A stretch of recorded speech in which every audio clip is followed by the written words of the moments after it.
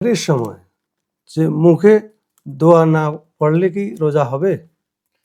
আচ্ছা, এখন এটা হলো যে সেহেরি তে মুখে দোয়াটা কি? দোয়াটা হলো আরবি তে একটা দোয়া করতে বলছে, তাই না? এখন দোয়া হলো আপনি যে কোনো দোয়া পড়তে, এটা মুস্তাহাব আমল, কিন্তু এটা যদি নাও পড়েন, আপনার যে ভিতর থেকে আপনি ইন্টেনশন করছেন, ঘুম থেকে উঠছেন, উঠার উদ্দেশ্য কি?